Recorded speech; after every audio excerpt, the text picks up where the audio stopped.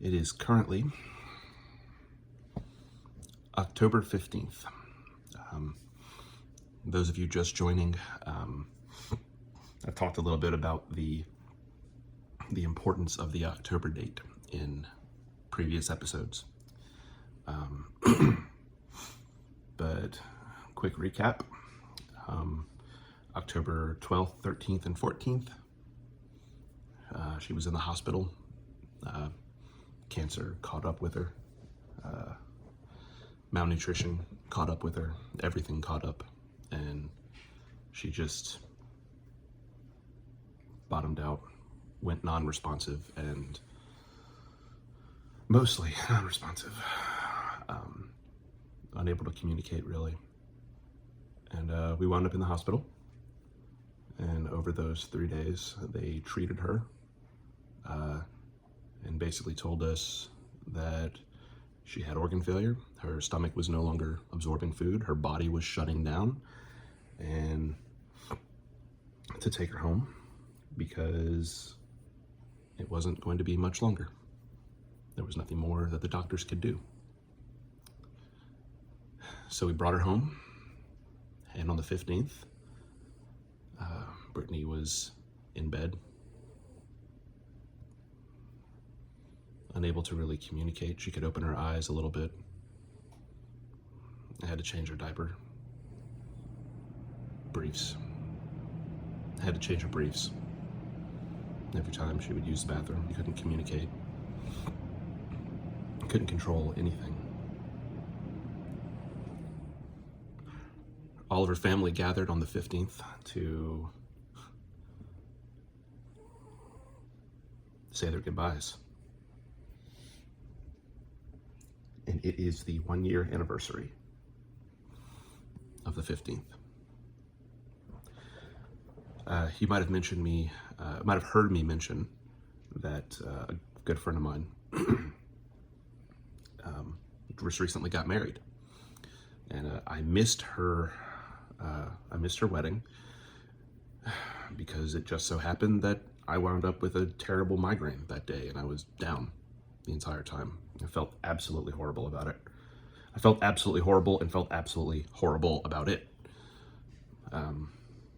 But that friend, her name is Elizabeth, she wanted to swing by and, see Brittany before she went to church that day, because it was a Sunday, just like today.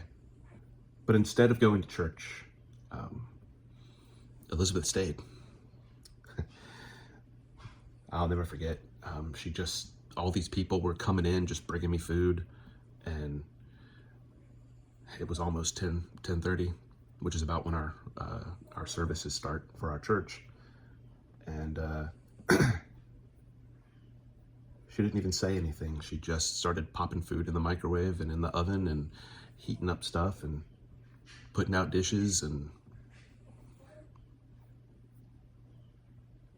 all of my family and her family and all the people that were there just ate, had something to eat while we said goodbye.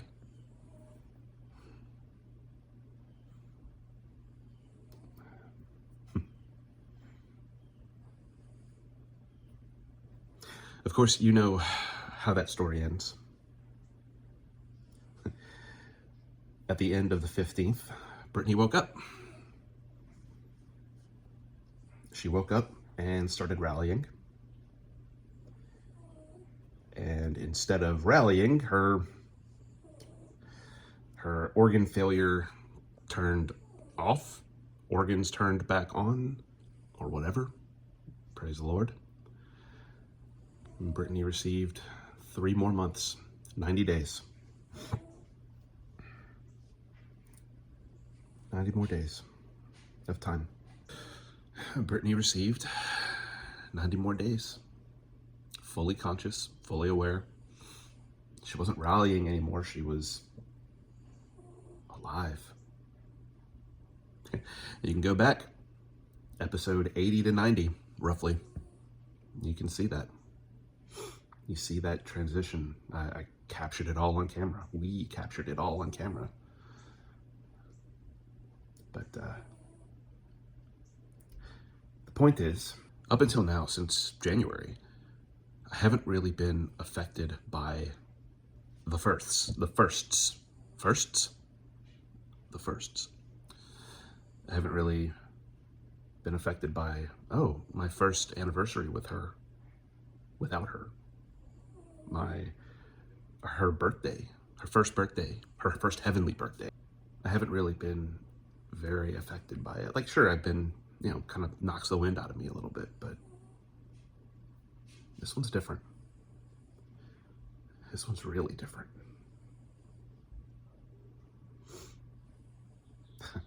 I should be happy, right? This time last year, we got a miracle. At 7 o'clock tonight, it would have been the moment where she popped open her eyes, gripped me by the shirt, and said, "You've got to get these people out of my house."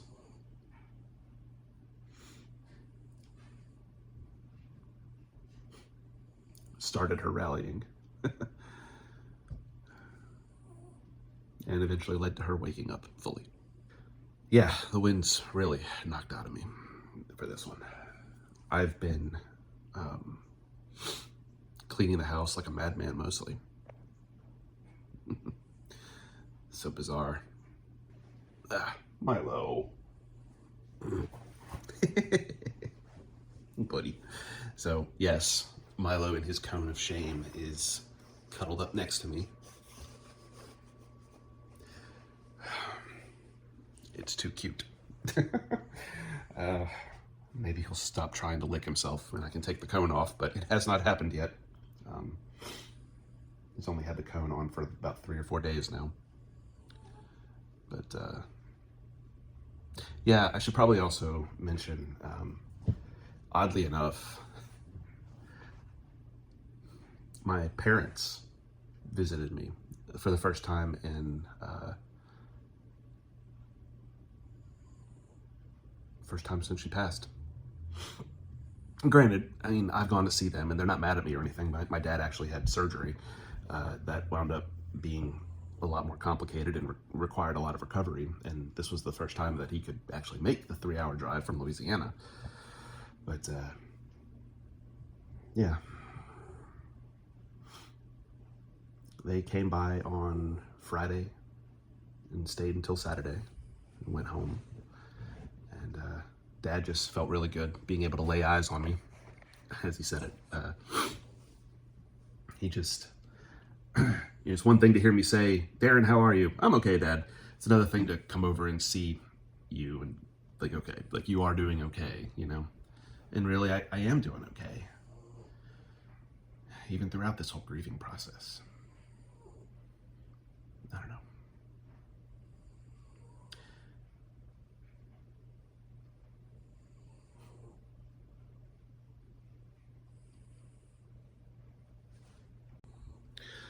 So my parents came by to check on me. We had a good visit. And they went home. I find the parallels between everything that happened then and the way it's happening now even more bizarre.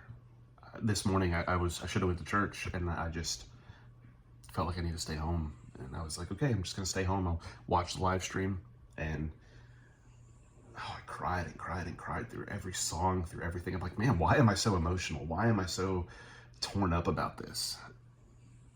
Apparently your body knows, even if you're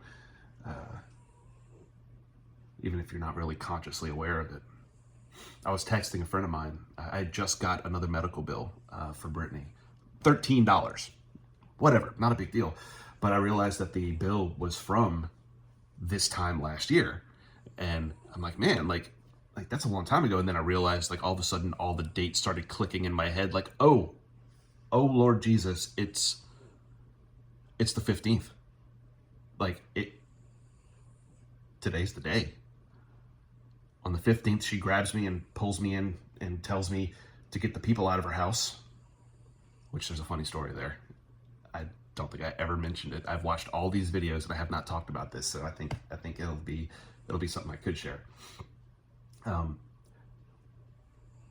then the 16th, I wake up to the sound of clattering water bottles. My wife is up and walking around buck naked, getting water bottles out of the fridge and saying that she's talking to people, and and she's fallen and she's hit her head a bunch of times, and she's walking around and just having a grand old time.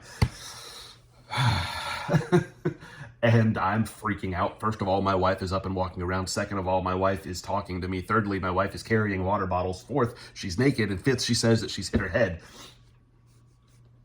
My entire world is upside down at this point.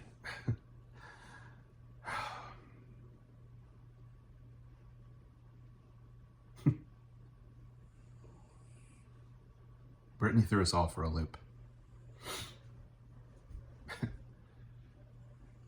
Come to find out, weeks later, after Brittany was fully conscious and aware and realized, oh, I've been on my deathbed this whole time? What are you talking about? And having that coming to that realization and all of that, she was able to recount what she meant by get these people out of my house. She wasn't aware that there were a bunch of people that had come to say goodbye. She didn't know that there was a bunch of people that came to say goodbye. She had no idea. She had no idea. What she was referring to in that moment were all the people that were in the bedroom with her. Baby, what do you mean? She's like, no, I'm serious. Like, they were stacked up. They were like, I don't know, 20 or 30 people in the bedroom. And when I went out into the hallway that night, or went out to get the water bottles, there were people everywhere. Like, there were people in the living room. There were people, there were people lined up in the kitchen. There were, there was a little girl under the table in the living room. In the dining room. There was a girl under the table, and I was talking to her and trying to convince her that she's going to be okay because she was scared for some reason. And then I went into the kitchen to grab a couple of water bottles, and I started arguing with the people at the front door who were telling me that they wanted to trade water for Pedialyte, which Brittany had a ton of Pedialyte, so she was telling them, no, you can't have Pedialyte, I can give you water. And she was on this haggling spree where she was like, no, I'll give you a water bottle for a couple of Pedialyte, whatever. Long story short, and she walked back into the bedroom. Like, the people she was referring to, get these people out of my house, wasn't anybody that was there. That night on the 16th, when she got up to get those water bottles, house was empty. My mother and father were sleeping in one of the bedrooms, and there might have been someone on the couch. I don't remember. That time was a blur. But it was not the hundreds of people that she remembered seeing on the 15th. It was not the people stacked up, lining the walls everywhere.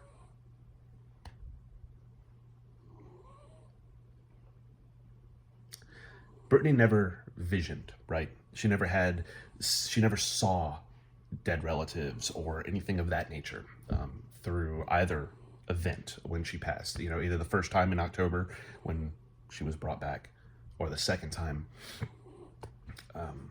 when she finally did pass. She never said that she saw anybody or heard anybody from her life, but she saw someone. Now, I know there's a lot of my medical people out there who will say that, as the brain shutting down, there's all kinds of weird stuff that's firing and misfiring, and you see a bunch of people, and your more spiritual sides will say, of course you see your relatives whenever you're transitioning and so on and so forth. I don't know. I'm not going to say that I know what happens one way or the other. I'll be blissfully surprised when I get there myself. How about that? But Brittany definitely did see something. And it was just normal. That was the other startling thing. Everything was so normal for her. It was this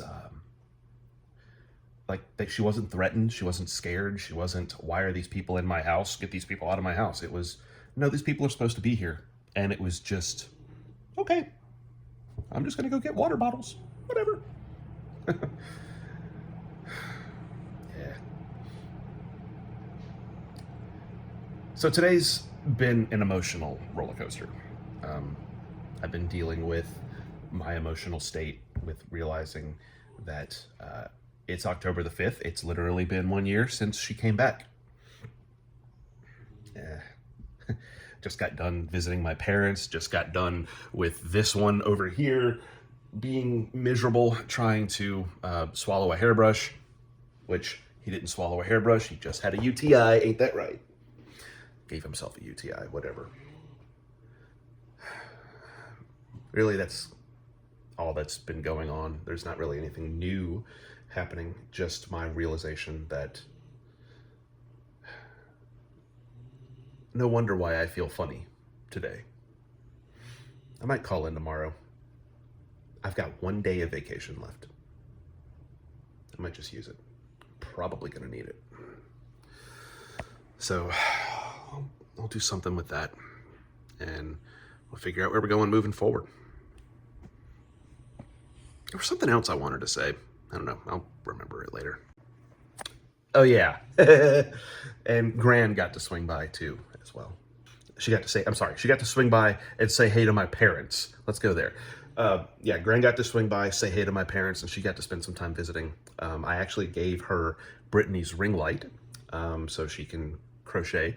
You'll notice that the quilts, her quote-unquote granny gans, are fantastic. Love those things. They are so amazing. They are quite comfortable too. But anyway, she got to come over and say hey to my parents, and yeah, and that was the whole deal there. So I gave her Brittany's ring light so she can crochet in the dark just a little bit better. So, yeah. Thanks, Gran, by the way. Still love your granny gans. Delita especially does. She's sitting over here snoring. Sitting underneath my granny gan. So, I figure I'll jump into one frequently asked question, and I keep getting it over and over again. Where's Butter? So to recount that story,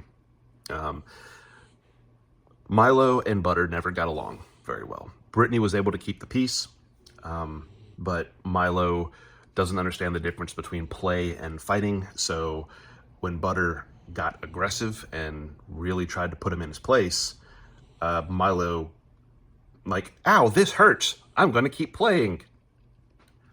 Like the goofy dog that he is.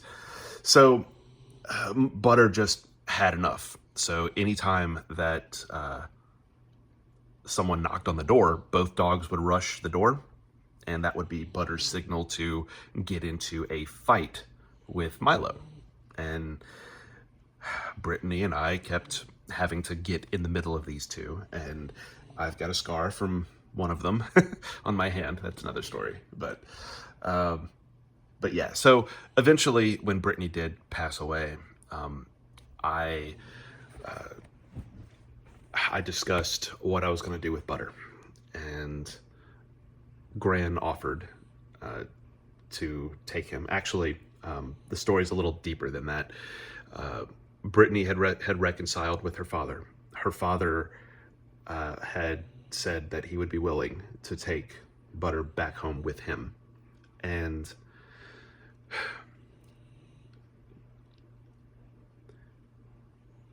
Abby, who is Brittany's sister, one of Brittany's sisters who lives here, actually lives with her grandmother actually lives with Gran, said that, Butter I think Butter needs to stay with us, stay with his pack. Like he's known us, for a long time. All the other dogs that Gran has, he'll be more at home there. So, and plus Abby really, really loves that dog. So she wanted to have a chance to bond with her and have a little piece of her sister in the form of Butter. And Brittany's father, Michael, graciously, and he was completely okay with it. Like he's like, yeah, that's fine. Like I love that dog, but that seems to be a smarter move. If Gran's willing to take him and Abby wants him, then absolutely. He has no problem with that. So yeah, that all that happened.